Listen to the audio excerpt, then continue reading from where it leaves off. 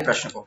तो सबसे पहला प्रश्न है कि किस राज्य में फॉरेस्ट पॉन्ड्स नामक पहल शुरू करी गई है। ऐसा कौन सा राज्य है भारत में जिसमें कि फॉरेस्ट पॉन्ड्स नामक पहल शुरू करी गई है। तो ऐसा कौन सा राज्य, देखिएगा 4 ऑप्शन आप लोगों के पास है। यहां से आपने बताना है कि फॉरेस्ट पॉन्ड्स जो है ये पहल कहां पर शुरू करी गई। तो हिमाचल प्रदेश ऐसा राज्य है जहां पर ये जो नई पहल है ये शुरू करी गई है। क्या है इसके बारे में पूरी विस्तार से जानकारियां पढ़ते हैं। देखिएगा ये जो पहल है ये पर्वत धारा योजना के तहत शुरू करी गई है। पर्वत धारा देखिएगा, पर्वत धारा पर्वतों से निकलने वाली धारा मतलब कि जो भी पानी के स्रोत है उनके लिए ये योजना शुरू करी गई है। इसकी अनुमानित लागत जो है वो 20 करोड़ रुपए होगी। इसका उद्देश्य क्या है कि जैसा कि मैंने 2-3 बार रिवाइज किया है, पर्वत धारा मतलब कि जितने भी जल स्रोत है उन सभी जल स्रोतों का रखरखाव करना, उनका कायाकल्प करना, उनमें सुधार करना,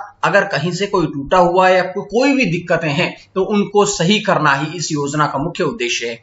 इसके तहत क्या किया जाएगा कि जो मौजूदा तालाब है, जो पानी के स्रोत है, उन सभी की सफाई भी करी जाएगी ताकि जल को स्वच्छ बनाया जा सके। कोरोना वायरस के कारण पूरे विश्व भर में लॉकडाउन रहा और जिस दौरान से जो जल प्रदूषण है, वायु प्रदूषण है, वो भी लगातार कम होता हुआ नजर आ रहा था।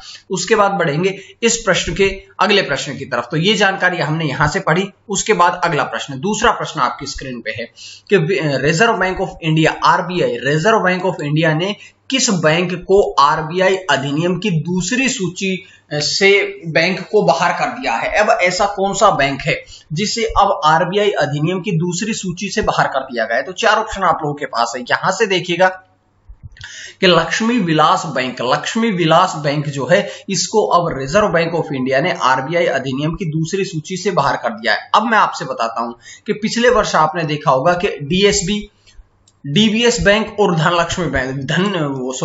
लक्ष्मी विलास बैंक, इन दोनों बैंकों का विलय भी कर दिया गया था। तो इस प्रकार से ये तो एक अलग से जानकारियां मिल गई है, लेकिन इस प्रश्न की जानकारी ये है कि लक्ष्मी विलास बैंक ऐसा बैंक है जिसे RBI अधिनियम की दूसरी सूची से बाहर कर दिया गया है। तो पूरी जानकारी है इसमें देखिएगा कि इस अधिनियम की दूसरी सूची में क्या होता है कि जो बैंक को अनुसूचित वाणिज्यिक बैंक के रूप में जाना जाता है। अब जो लक्ष्मी विलास बैंक है इसको अब अनुसूचित वाणिज्यिक बैंक के रूप में जाना जाएगा। और नवंबर 2020 में, मैंने कहा था पिछले वर्ष मतलब नवंबर 2020 में, जो लक्ष्मी विलास बैंक और DBS बैंक दोनों का ही विलय हो गया था। ये सारी जानकारियां मैं आपको पहले ही दे चुका हूं। अब यहां से थोड़ी जानकारी और देख लीजिएगा कि यहां पर लिखा है लक्ष्मी विलास बैंक। अब लक्ष्मी विलास बैंक जो है इसका मुख्यालय कहां पे है। तो लक्ष्मी विलास बैंक का जो मुख्यालय है वो है चेन्नई तमिलनाडु में लक्ष्मी विलास बैंक का मुख्यालय है। तो ये सारी जानकारियां थी जो कि मैंने यहां से आपको दी है। और अगर हम लक्ष्मी विलास बैंक की स्थापना की तरफ चलें तो लक्ष्मी विलास बैंक की जो स्थापना है 1926 में करी गई थी। तो ये पूरा जानकारी आपको मिली। उसके बाद आपकी स्क्रीन पे आता है तीसरा प्रश्न क्या है, देखिएगा कि नियामक समीक्षा प्राधिकरण 2.0 सलाहकार समूह का गठन किस बैंक के द्वारा किया गया। तो अब एक बैंक है जिसने नियामक समीक्षा प्राधिकरण 2.0 सलाहकार समूह का गठन किया है। यह परामर्श समूह है, परामर्श समिति है जिसका गठन किया गया है। तो यहां से एक बात समझिएगा आप लोग कि रिजर्व बैंक ऑफ इंडिया के द्वारा आप कह सकते हैं, क्योंकि रिजर्व बैंक ऑफ इंडिया तो है वो सभी बैंकों की स्थापना करता है, जुर्माना लगाता है, उसका लाइसेंस रद्द करता है, तो ये काम भी किया होगा। लेकिन ऐसा नहीं है। अब रिजर्व बैंक ऑफ इंडिया ने नहीं बल्कि स्टेट बैंक ऑफ इंडिया ने नियामक समीक्षा प्राधिकरण का गठन किया है। बात करते हैं इसके बारे में पूरी जानकारी। देखिएगा कि इसके तहत क्या होगा कि जो RBI reserve bank of India ने जो 1 मई 2021 को नए कानून बनाए थे उन सभी कानूनों को व्यवस्थित करना और उन सभी के अनुपालन का बोझ कम करना ही इस नए जो नियामक समीक्षा प्राधिकरण 2.0 है इसका मुख्य उद्देश्य है। तो ये जानकारियां थी यहां से। लेकिन इसमें 6 सदस्य हैं। 6 सदस्य कौन कौन है उनके बारे में पूरी जानकारी और देख लीजिएगा। ये जो सलाहकार समिति है इसमें 6 सदस्य हैं। इसके अध्यक्ष कौन है। तो इस समिति के जो अध्यक्ष हैं वो है एस जानकी रमन कौन है, वे है SBI के स्टेट बैंक ऑफ इंडिया के MD प्रबंध निदेशक है। उसके बाद दूसरे सदस्य हैं TT श्रीनिवासन राघवन, जो वे सुंदरम फाइनेंस के पूर्व एमडी और सीईओ हैं। उसके बाद में है गौतम ठाकुर जो कि सारस्वत कोऑपरेटिव बैंक के अध्यक्ष हैं। अगले हैं सुबीर शाह जो कि आईसीआईसीआई बैंक के मुख्य अनुपालन अधिकारी है। रवि दुबुरू जो कि जना स्माइल फाइनेंस बैंक के अध्यक्ष हैं। और उसके बाद में देखिएगा कि जना नहीं है, जन है, जन स्माइल बैंक। उसके बाद में है अबदान विक्काजी, वे कौन है? वे HSBC इंडिया के मुख्य अनुपालन अधिकारी हैं। तो ये 6 व्यक्ति हैं जो कि इस सलाहकार समिति के सदस्य हैं। तो उसके बाद में बढ़ेंगे हम अगले प्रश्न की तरफ। चौथा प्रश्न आपकी स्क्रीन पे है कि स्पिरिचुअल स्मार्ट हिल टाउन के लिए समझौता कितनी कंपनियों के बीच में हुआ? कितनी तेल कंपनियां, कितनी प्राकृतिक गैस कंपनियों के बीच में अब स्पिरिचुअल स्मार्ट हिल टाउन के लिए समझौता हुआ है? तो ये समझौता हुआ है कुल 5 कंपनियों के बीच में। 5 कंपनियों के बीच में ये समझौता किया गया है। तो यहां से आपका जो ऑप्शन बी है वो एकदम सही रहेगा। बात करेंगे पूरी जानकारी, देखिएगा 5 तेल और गैस सार्वजनिक क्षेत्र उपक्रमों के बीच में समझौता हुआ है। इसके द्वारा कौन कौन से 5 है पहले तो वो देखिएगा। सबसे पहला आपके सामने आता है इंडियन ऑयल कॉर्पोरेशन, दूसरा आता है भारत पेट्रोलियम कॉर्पोरेशन लिमिटेड, तीसरा कौन सा आता है कि Hindustan petroleum corporation limited, 4 number पे आता है आपका oil and natural gas corporation limited, और 5वां आपका आता है गेल इंडिया इसका 5वां ऐसा नियामक है जिन 5 के बीच में समझौता हुआ है। अब बात करें हम इसका उद्देश्य क्या है, तो इसका उद्देश्य क्या है कि जो बद्रीनाथ धाम है जो कि उत्तराखंड में स्थित है, बद्रीनाथ धाम में का निर्माण करना और पुनर्विकास करना ही इसका मुख्य उद्देश्य है। बात करेंगे इसके बारे में कि इसके पहले चरण के लिए लगभग 100 करोड़ रुपए का योगदान होगा। इसका जो पहला चरण है उसके लिए 99.6 करोड़ मतलब लगभग 100 करोड़ रुपए का योगदान दिया जाएगा, और ये काम जो है ये आगामी 3 वर्षों में पूरा भी कर दिया जाएगा। अब यहां से जो 5 कंपनियां हैं इन 5 के प्रमुख के बारे में बात करेंगे। सबसे पहले बात करेंगे हिंदुस्तान पेट्रोलियम कॉर्पोरेशन लिमिटेड के अध्यक्ष और प्रबंध निदेशक कौन है, तो वे हैं मुकेश कुमार सुराणा। उसके बाद में oil and natural gas corporation limited के अध्यक्ष और प्रबंध निदेशक कौन है, सुभाष कुमार। उसके बाद में गेल इंडिया लिमिटेड के अध्यक्ष और प्रबंध निदेशक कौन है, मनोज जैन। उसके बाद में बात करेंगे कि इंडियन ऑयल कॉर्पोरेशन लिमिटेड के अध्यक्ष कौन है, श्रीकांत माधव वैद्य जिसका मुख्यालय नई दिल्ली में है। और भारत पेट्रोलियम कॉर्पोरेशन लिमिटेड के अध्यक्ष और प्रबंध निदेशक कौन है, के पद्माकर, और इसका मुख्यालय कहां पे है, मुंबई महाराष्ट्र में। तो इस प्रकार से पूरी जानकारियां जो थी वो आपके सामने स्क्रीन पर आ गई है। अब हम बढ़ेंगे आज के 5वें प्रश्न की तरफ कि 9वें विदेश कार्यालय परामर्श FOC सम्मेलन का आयोजन भारत और कौन से देश के बीच में किया गया है, तो भारत और कौन से देश के बीच में विदेश कार्यालय परामर्श सम्मेलन का आयोजन किया गया है। तो देखिएगा यहां से 4 ऑप्शन आप लोगों के पास है। यहां से भारत और कोलंबिया के बीच में यानी कि ऑप्शन सी भारत और कोलंबिया के बीच में इस सम्मेलन का आयोजन किया गया है। बात करेंगे पूरी जानकारियां, देखिएगा कि 7 मई को वीडियो कॉन्फ्रेंसिंग के द्वारा यह सम्मेलन का आयोजन किया गया, जिसमें भारत के प्रतिनिधित्व की अगर हम बात करें तो भारत के रीवा गांगुली दास जो कि पूर्व सचिव भी रह चुकी है, पूर्व सचिव रीवा गांगुली दास ने भारत का प्रतिनिधित्व किया, और कोलंबिया का प्रतिनिधित्व किया है विदेश मंत्री फ्रांसिस्को जेवियर एचेवेरी। तो ये जानकारी यहां से मिली। लेकिन भारत और कोलंबिया के बीच में हुआ है, तो भारत और कोलंबिया के बीच में थोड़ी बातें देख लीजिएगा। देखिएगा कि ये दक्षिण अमेरिका महाद्वीप के उत्तर पश्चिम में स्थित देश है, कि दक्षिण अमेरिका जो है महाद्वीप इसके उत्तर पश्चिम में स्थित एक देश है। इसका अगर क्षेत्रफल देखा जाए तो क्षेत्रफल के हिसाब से दुनिया का 26वां बड़ा देश है, और अगर बात करी जाए केवल दक्षिण अमेरिका की तो दक्षिण अमेरिका में 4था बड़ा देश है क्षेत्रफल के हिसाब से। उसके बाद में राजधानी बोगोटा, राजभाषा स्पेनिश, राष्ट्रपति जोआन मैनुअल सेंटोस है। तो ये जानकारियां थी जो कि मैंने आपको यहां से दे दी है। उसके बाद में आपको पता है कि 5 प्रश्नों के पश्चात हम बढ़ते हैं आज के प्रश्न की तरफ। तो आज का प्रश्न क्या है कि दुनिया की पहली 2 नैनोमीटर चिप प्रौद्योगिकी का अनावरण किसके द्वारा किया गया है। तो 4 ऑप्शन आप लोगों के पास है।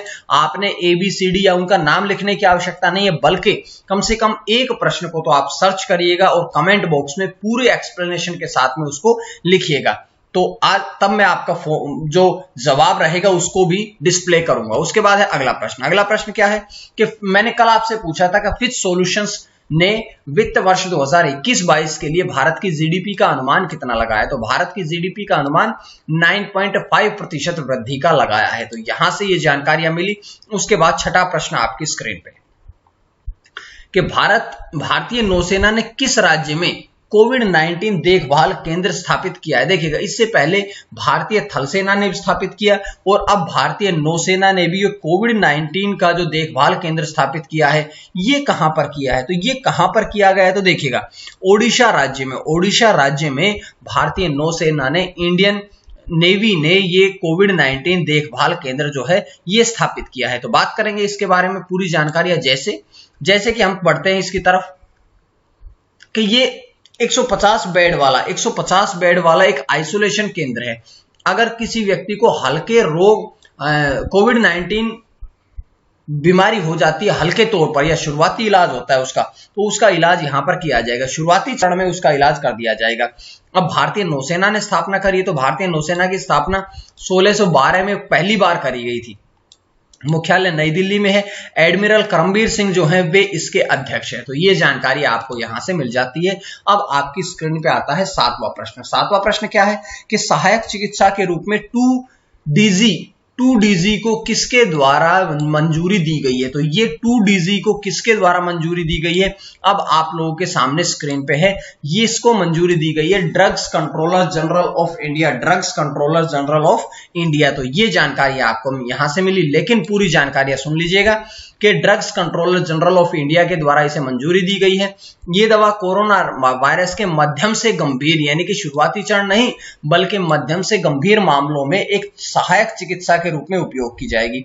ये एक सामान्य और अणु और ग्लूकोज के एनालॉग के कारण इसे आसानी से उत्पादित किया जा सकता है और इसे उपलब्ध भी कराया जा सकता है। बात करेंगे यहां से कि 2DG का मतलब क्या है? 2-डिऑक्सी डी ग्लूकोज जो है वो इसकी फुल फॉर्म है।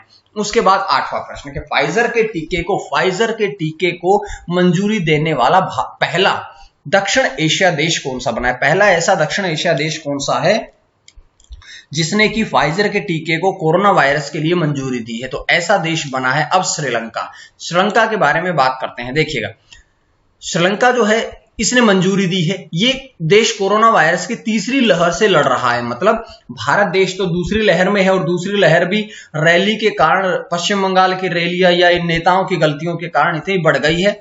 लेकिन जो तीसरी लहर है, अभी कहा गया है कि तीसरी लहर दूसरी से भी खतरनाक आएगी, जो कि बच्चों को प्रभावित करेगी। तो आपने इस बात को ध्यान रखना है।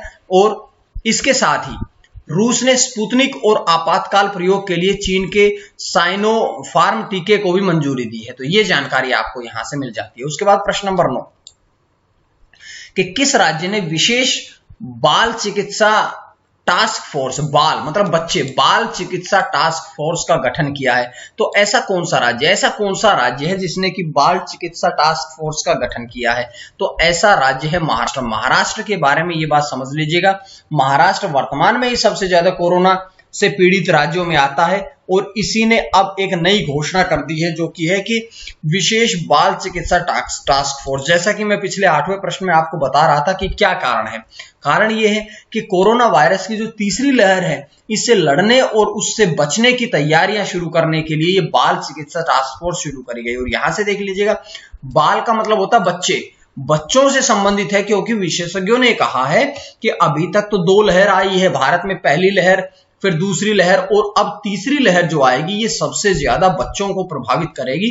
तो बच्चों को कैसे बचाना है, बच्चों को कैसे कोरोना वायरस से दूर रखना है, इन सब जानकारियों के लिए ये विशेष बाल चिकित्सा टास्क फोर्स का गठन किया गया है। अब बात करता हूं आज के आखिरी प्रश्न की तरफ। तो देखिएगा कि पश्चिम बंगाल विधानसभा के अध्यक्ष कौन बने हैं? पश्चिम बंगाल राज्य जो है उसमें आपको पता है टीएमसी या तृणमूल कांग्रेस की ममता बनर्जी जो है वे मुख्यमंत्री बन चुकी है और उसके बाद में उसके सभी सदस्यों ने भी 9 तारीख को शपथ ग्रहण समारोह में शपथ ले ली है। इसके बाद में देखिएगा कि यहां से विमन बंदोपाध्याय है, उन्होंने पश्चिम बंगाल के विधानसभा के अध्यक्ष के पद में रूप में शपथ ली है। तो ये जानकारी आपको यहां से मिल जाती है, क्योंकि वे तृणमूल कांग्रेस के विधायक है और विमन बंदोपाध्याय जो है वे लगातार तीसरी बार इस पद के लिए, अध्यक्ष के लिए चुने गए हैं। उन्हें शपथ किसने दिलवाई है, न शपथ उनकी कब हुई, तो आज 10 मई को उनकी शपथ का समारोह हो रहा है। तो ये थी आज की करंट अफेयर्स। उम्मीद है आपको समझ में आई।